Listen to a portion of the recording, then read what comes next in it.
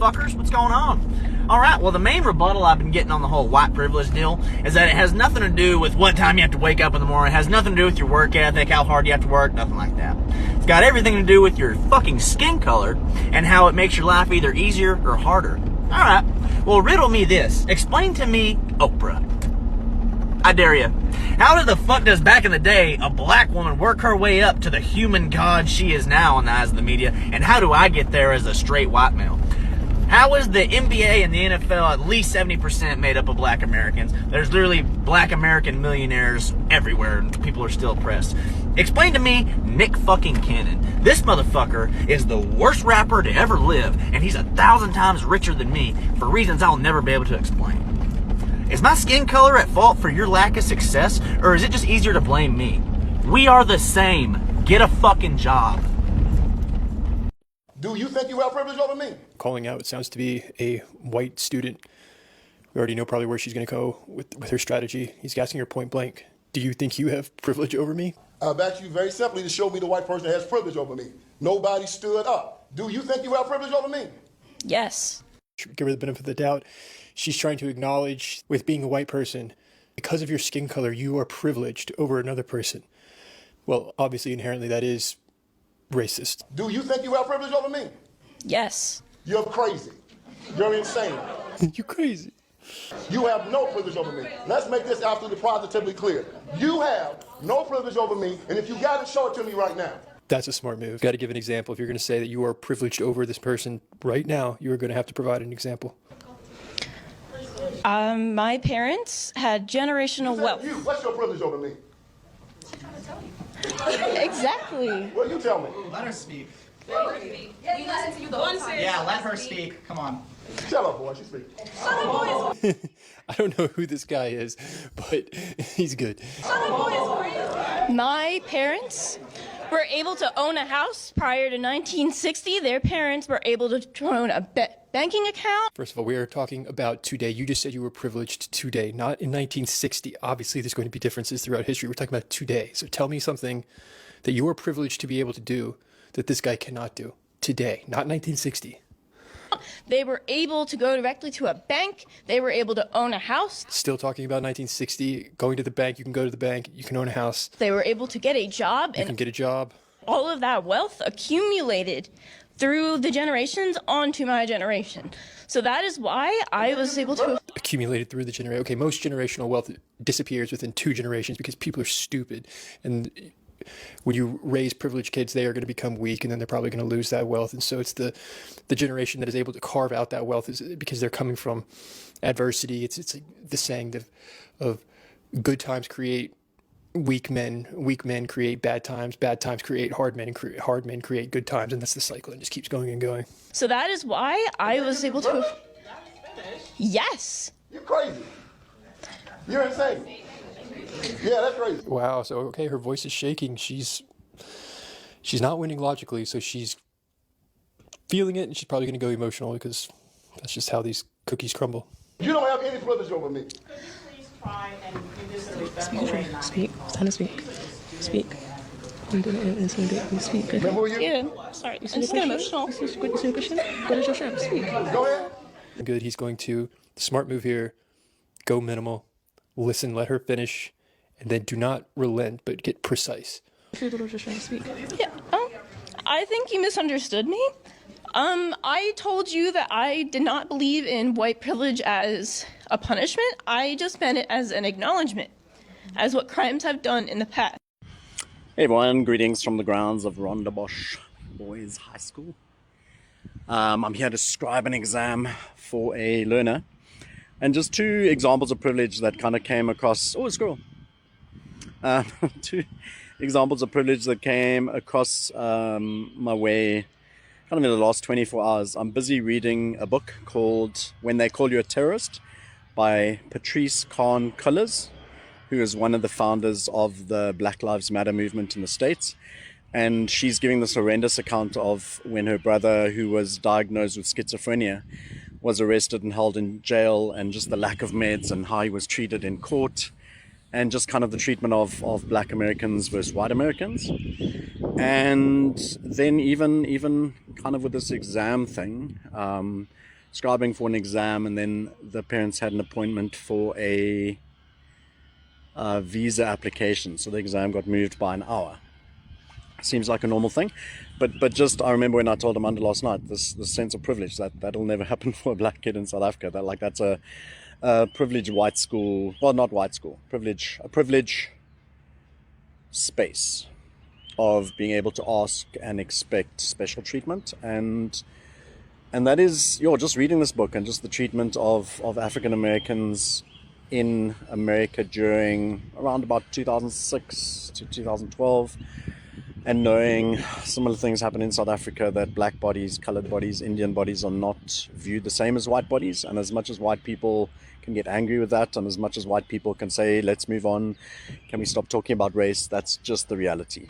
And there are places in the country where money changes that. So if you move up in class to some extent, but you'll always be viewed in certain sectors and spaces as less than. I remember a black friend of mine who would fly in, I don't know if it was the VIP queue, so whether it's business class or first class or whatever it is, like the VIP queue at the airport, and constantly be asked by people, oh, I think you're standing in the wrong queue. And the only reason for that is because he's black, like well-dressed.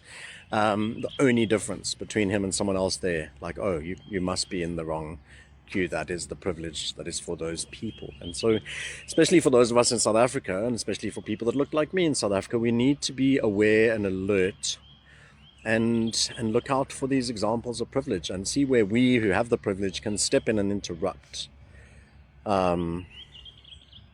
privilege as it happens. But the first part is noticing it. The first part is being aware, educating ourselves, reading books like this, which is a hard read. It really is. Just watching how her dad and then her brother become victims of a system that does not value black bodies. So let's be thinking about these things. I don't know what to say because I think the majority of my audience here is probably black South Africans, colored South Africans. And I don't know what I can say because, sorry, doesn't really cut it. All I can say that is hopefully a little bit helpful is I'm aware, and I'm learning, and I'm listening, and I'm trying to find spaces where I can interrupt, where I can educate other white people, where I can do whatever I can do to try and make this world, and particularly this country, work better for everyone who lives in it. And so we'll continue to do some more today. Cheers, have a good one, bye. Does white privilege exist? Yeah, kind of, but probably not in the ways that you are told. Hi, I'm Rob. I have a degree in psychology and an IQ in the top 0.1% of the population, and when I'm not reviewing products on TikTok, I'm reviewing humanity. I gave you those prior credentials just as a way to remind you that they do not matter. Intelligent and smart people and qualified people are wrong all the time, and they lie all the time, so pay attention to arguments, not to the people giving them. These are the sources that were used for the collection of the conclusions that I will present in this video, so you can check them out for yourself and decide if you're going to come down to different conclusions than I did based on the science. White privilege in America exists in a pseudo way.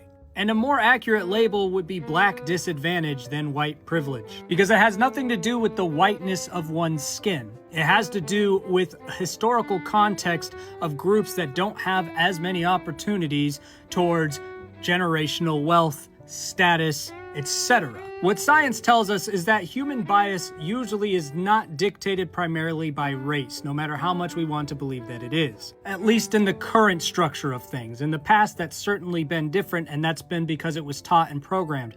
But what humans naturally find bias in is not racial, but it is often physical.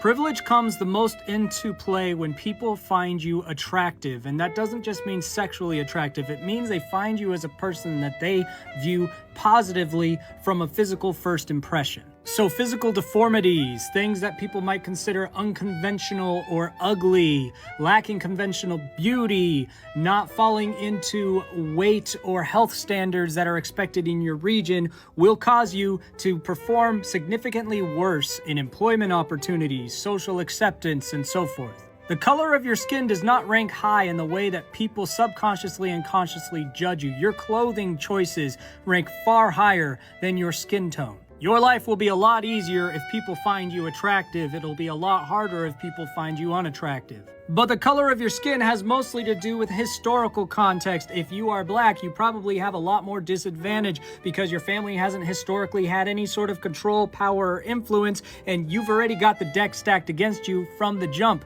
But it's not because current people see you and go, ew, black. That's not what's going on. Many people, the same type of people that usually won't make it this far into a video, would be quick to say, oh, you're just saying that because you're white. Ethnically, I'm Latino, but yes, my skin tone is white. I'm Cuban and Puerto Rican. The whiteness comes from a lot of Spaniard in my family. And I've also got German and French in me, but I am predominantly Hispanic, more than half kind of a thing. My family is brown, I'm just not. And we're second-generation immigrants, and my family was not the benefactor of privilege. My parents weren't. They worked their way up, and I became the benefactor of privilege of class, because by the time I was an adult, my family was pretty well-to-do, and so they were able to teach me financial strategies and things like that that a lot of people wouldn't get. And I got to see the contrast between being dirt poor and well off, because when I was younger, we were extremely poor. And by the time I was an adult, we weren't. And that was just because my parents worked hard, that kind of thing. So I was the benefactor of quite a bit of privilege, but none of it had to do with my skin tone, especially considering most of my family was brown. The majority of privilege in your life comes from what your family did, the family that raised you and was around you, to give you a leg up. That's where your privilege comes from. And of course, being attractive. And while I wasn't privileged in being super attractive, I was privileged in not being aggressively unattractive either. Which is all subjective, but it's also not at the same time, and you know what I mean by that. So does white privilege exist? Kind of.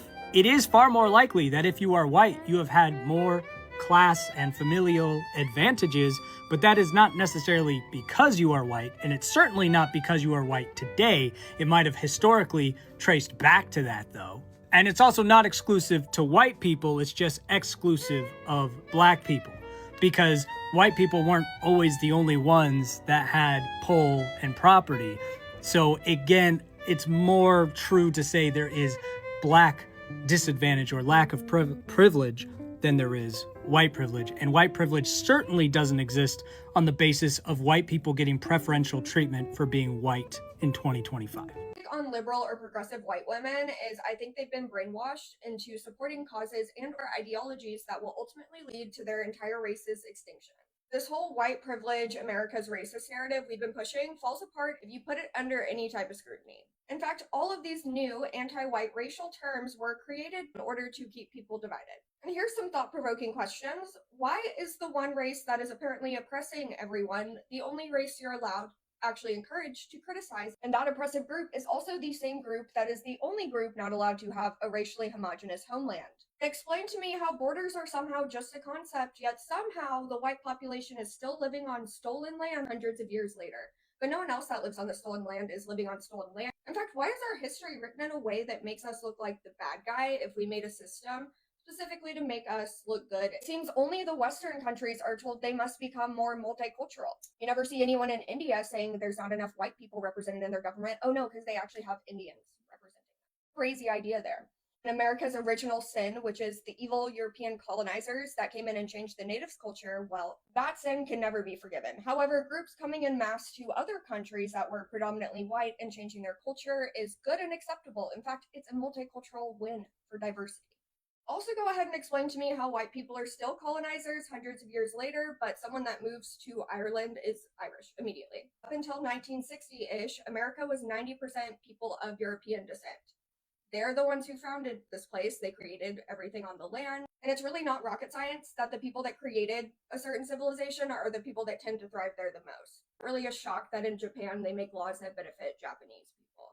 There was not inherent oppression in America's founding. That is just another absurdity that you're expected to just accept. Diversity is our strength, yet somehow moving everyone in the population around so that there's no distinct cultures or homelands as a result is somehow not destroying diversity. Anyway, all this was created so that you would basically give up your homelands to people that know they're invading it. And by the way, when you start pushing back on this with people, they openly admit that this is their plan.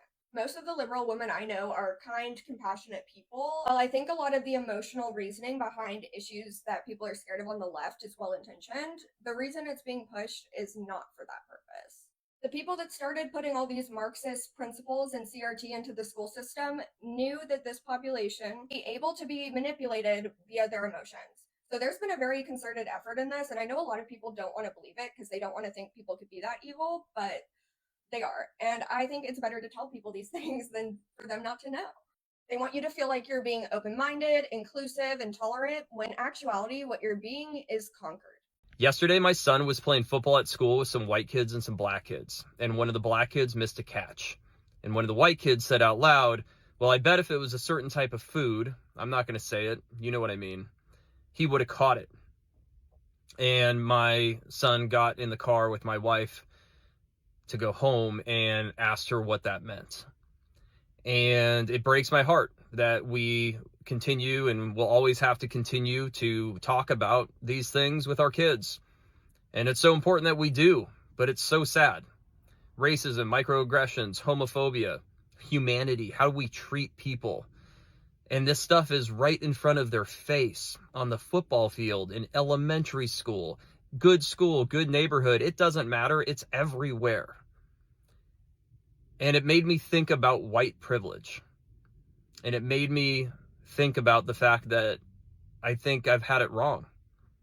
This whole time I've thought white privilege was about money, and it was about getting into college and getting jobs. And it is those things. But what I don't think I really understood was that white privilege was going through my entire life, never having to know what that kid felt like. One of my all-time favorite white privileges is high trust society. The white community, collectively and globally, have fostered high trust into their societies. This is what we call earned privilege, because if we had a bunch of white people going around stealing stuff from other white people, we would not have a high trust society. Personally, I didn't grow up in high trust white society. I actually didn't even know it existed until my mid-20s. Let me give you some examples. So I've been in restaurants where I forgot my money, or they only accepted cash and I didn't have cash on me, where the restaurant owners literally told me, take your time, go to an ATM, go to your house and grab your money, don't worry about it, just come back when you can pay. If you go to predominantly white areas, a lot less things are locked up, and that's because there is trust within the community. White people all over Europe have welcomed me wholeheartedly into their homes without even knowing me, and left me there unaccompanied while I house sat while they were on vacation in a foreign country.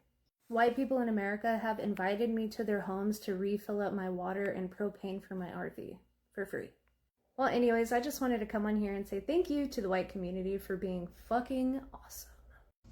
Most white people don't see racism. I know that it seems unbelievable because the signs are there if you look for them, but we don't see racism because we're spoiled. That's right, I said it. Here's how I personally illustrate this as an analogy from my personal experience. I have had problems with my feet all my life. And if I am having foot pain, all I can think about is how much my feet hurt. But when I found a style of shoes that were right for me, I realized I hardly ever think about my feet anymore because they don't bother me now. If something is causing you pain, you think about it. You think about how to make it stop. Or you give up thinking about it ever stopping, and you think about how to endure it, how to live with it, how to fight it, how to minimize it. And that applies whether it's foot pain or racism. Most white people very rarely have to think about race unless we make a decision to think about it. And that's a choice for us. It's optional. It's not something we're forced to confront every day. As white parents, we tell our kids, if you get into trouble, find a police officer. They'll help you. Black parents would never do that. People of color give the talk about how to minimize the risk of getting killed by cops. If something doesn't hurt you, you don't learn to watch out for it. That is why white people don't get it when it comes to race. We walk through the world thinking our experience is the norm. So when black people describe being followed, being profiled, denied, or dismissed, it doesn't line up with what we have experienced. So we assume that black people are exaggerating, or too often we assume that it means that it's just not really happening. But the truth is, and I'm talking to white people here, racism isn't always blatant. It's not always a burning cross or a lynching. Sometimes it's a policy or a pattern that benefits us and makes us comfortable, so comfortable that we don't even notice. When it doesn't block your path, when it doesn't cause you any pain, you might not even notice that it exists. That's what white privilege is. Not just what you get, but what you never have to see. If my videos help you see something more clearly, please share. One share shows you care about setting the record straight. And if you want to help me keep making this kind of content, you can leave a tip at coffee.com/Kelly Snyder.